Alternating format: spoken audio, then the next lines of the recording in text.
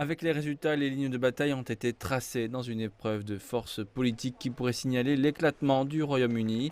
Le Scottish National Party, dirigé par Nicola Sturgeon, a remporté un quatrième mandat consécutif en tant que plus grand parti du Parlement écossais. En arrivant à un siège d'une majorité absolue, elle a déclaré que l'élection était un signe clair que les gens voulaient l'indépendance.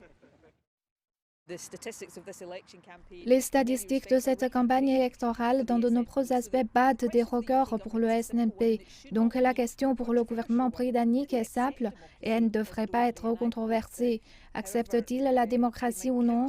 Et j'espère que quoi qu'ils puissent faire à ce stade, ils accepteront la démocratie. Le résultat a terni un week-end par ailleurs fort pour les conservateurs de Boris Johnson. Dans toute l'Angleterre, ils ont brisé les bastions du Parti travailliste et accru leur pouvoir dans les conseils locaux. L'homme supervisant l'union du Royaume-Uni s'est rendu en Écosse avec un message d'unité, affirmant que la pandémie de Covid-19 devrait être au centre de l'attention. C'est juste une grande distraction. Et comme je l'ai dit, je ne peux pas croire que les gens qui s'inquiètent pour leur travail, qui s'inquiètent de l'extension de leur mise à pied provisoire, qui s'inquiètent de ce qui arrive à l'éducation de leurs enfants, je ne peux pas croire qu'ils pensent que la réponse à toutes ces choses soit un débat prolongé sur la Constitution.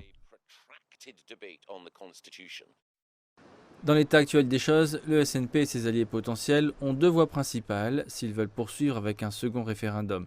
Ils auront besoin que le gouvernement britannique l'approuve à Westminster, ce que Boris Johnson a catégoriquement exclu. Ou ils peuvent prendre la voie légale dans une affaire qui est susceptible d'être prolongée et pourrait se retrouver devant la Cour suprême. Les deux partis disent vouloir éviter le scénario d'une longue bataille judiciaire, mais avec peu de signes de retrait pour l'un comme pour l'autre, cela pourrait devenir une autre saga politique de division pour un pays qui est encore sous le choc des retombées du Brexit.